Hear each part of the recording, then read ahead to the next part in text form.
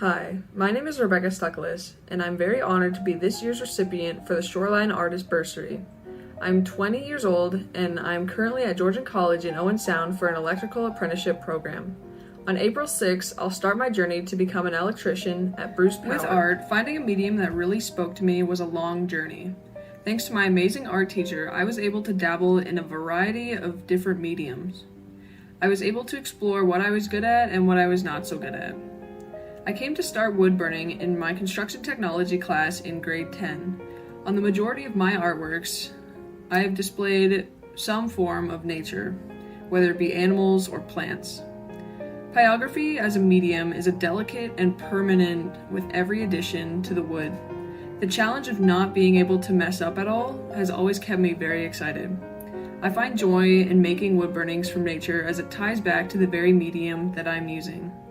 Despite taking anywhere from 10 to 25 hours for one piece, I find myself incredibly satisfied when I finish one of my wood burnings. As an artist, challenging myself with every project I do helps me further myself and improve my skills overall. Even from a young age, I've always been a natural talent when it comes to sports or academic subjects. But art was something that at first I struggled a lot with, and there's still some things I struggle with today. Though through much practice, I have grown into someone who enjoys constantly learning to overcome challenges.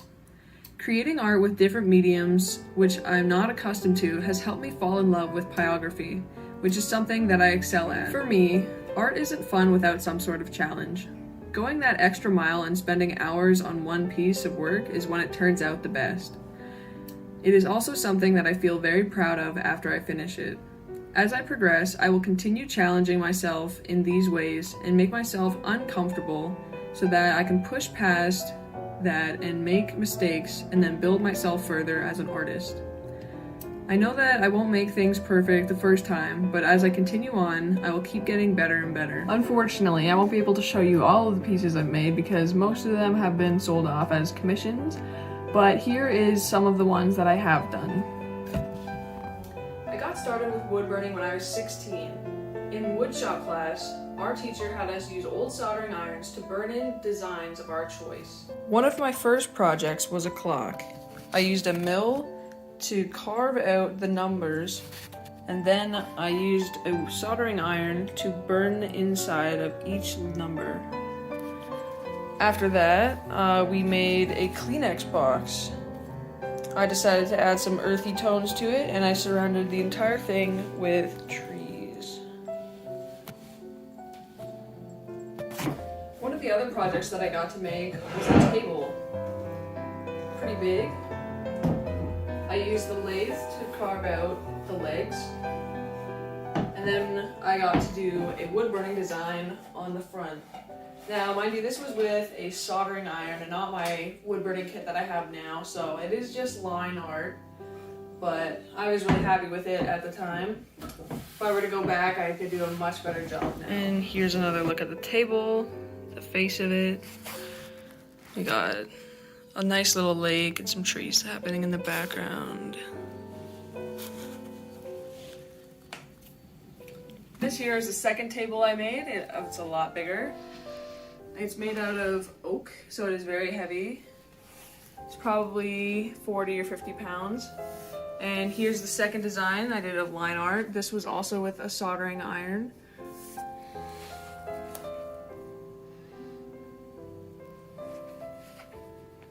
This piece was inspired by Bob Ross and his painting The Mountain Summit.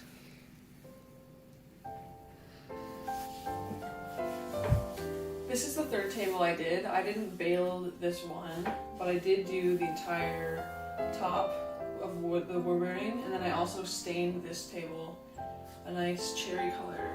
Here's another look at the table. This wood burning took 23 or 24 hours to complete. It is the biggest one I've done so far, biggest wood burning.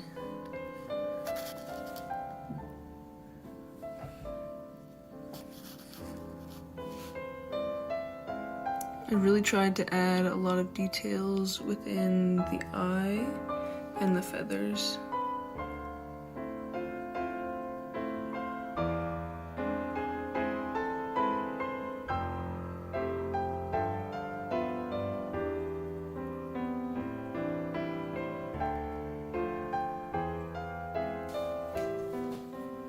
When I got my new wood burning kit, this was the first piece that I created afterwards. This one took me 11 hours to do. I did it all in one sitting from 5 p.m. to 4 a.m. in the morning. Here's another look at the owl. At this point, I probably had 2 or 3 different types of pens, so I wasn't able to do too much color-wise, but a lot of stippling and line art within this one.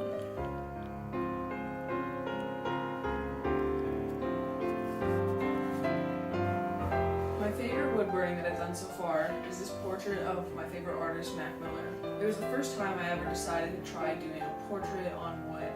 I've always stuck to more nature, birds and such, but this time I decided I was going to try to do a person, as I had previously just finished doing a bunch of portraits with pen and... Here's a closer look. This one took me 22 hours.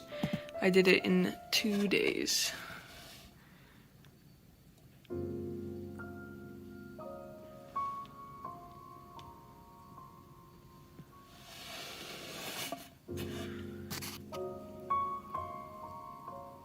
I have here some ornaments. This is the island of Guam. And I have some of my family members. These are the smallest little portraits I've tried to do.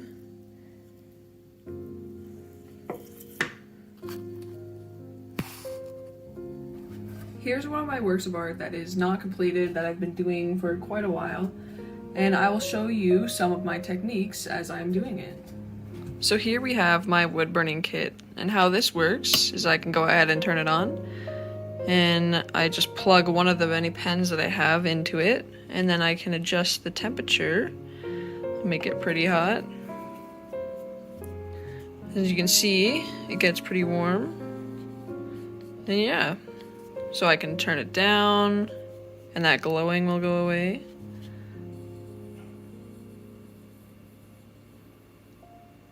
As you can see.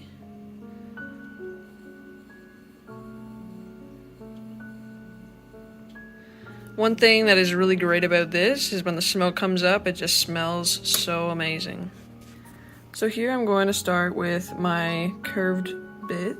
And as you can see, it creates a nice line. And the reason I have it tilted so far down is to create a nice hard edge on this side and a soft edge on this side. So you can see the burn away is on this side here, and then this side is completely clean. So that's one way that you can create lines. And how I'm going to use this is some of the wings here.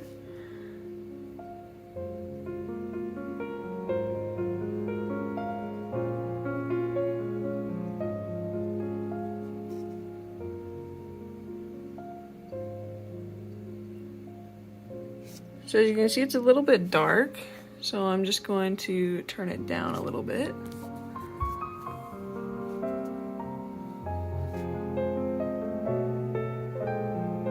That's better.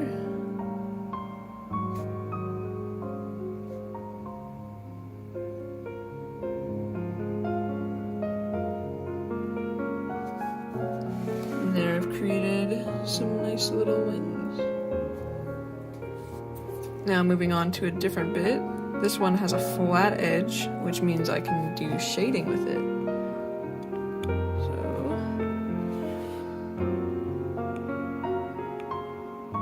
the heat that I selected on will really affect the color. So if I put it on a higher setting, it'll become darker. Now if I put it on a very low setting, it should be very, very light.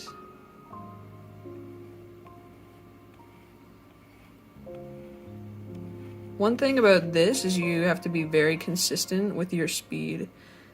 So if I go fast and then stop, it'll create darker spots and lighter spots. If I just leave it there, it'll get darker. So let's try that out on some of these feathers.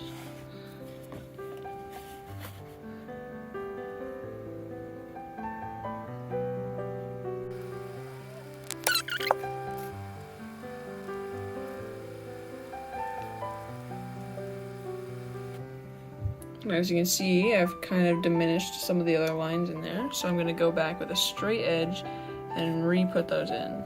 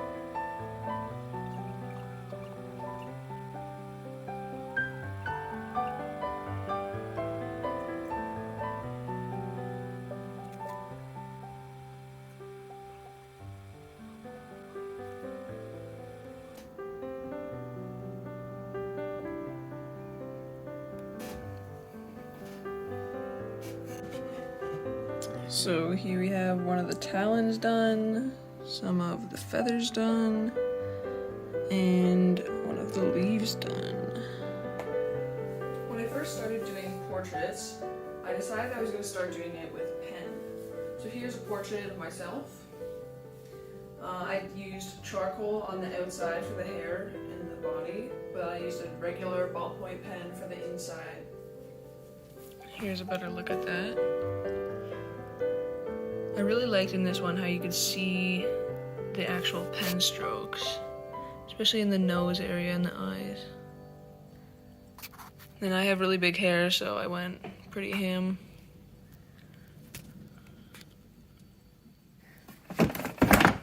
Here's some more portraits I made for my art display.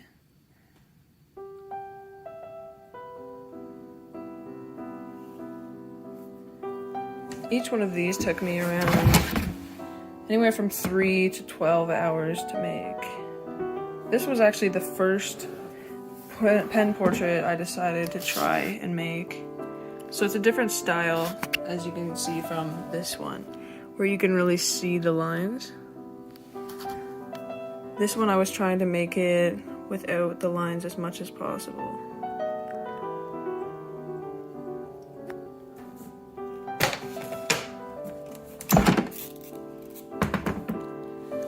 This one I made with pencil and charcoal, just experimenting. This is my brother.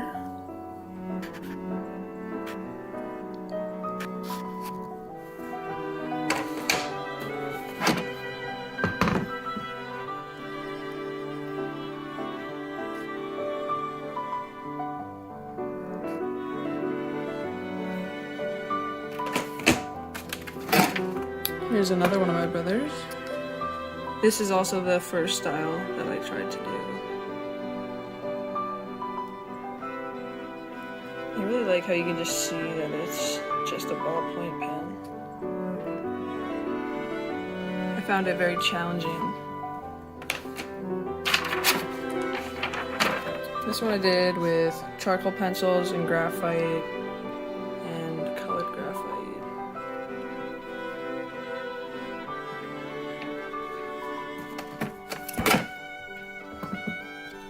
And this one I used charcoal blocks, moving them up and down to make a person with blocks.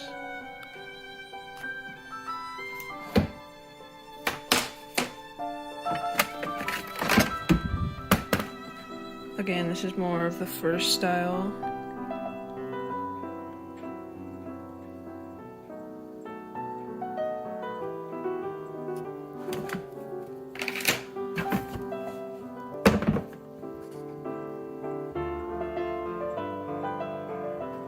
Here's a portrait I decided to mix with pen, graphite, charcoal, and watercolor to see how it would turn out.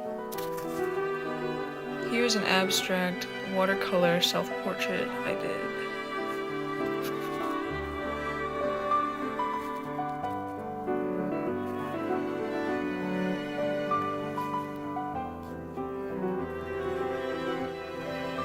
One of my college courses is a welding class, and in this class I've been able to do a variety of different projects.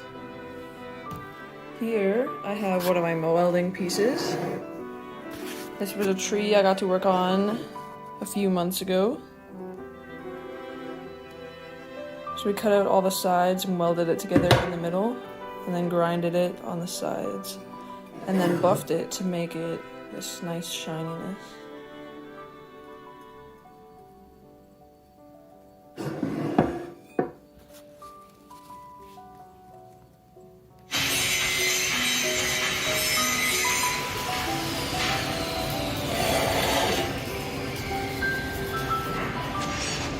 Although I'm going to go become an electrician, art is something that I'll always do in my downtime. The end products are what motivate me to continue being creative and push myself further. I enjoy using unconventional and permanent mediums that challenge me in ways that some other mediums cannot. My goals for art are to continue to challenge myself with difficult mediums while creating works that you really look at every part of and reflect the medium that I'm using. I want to thank everyone for coming here today and watching my little video. I hope you all learned a little more about me.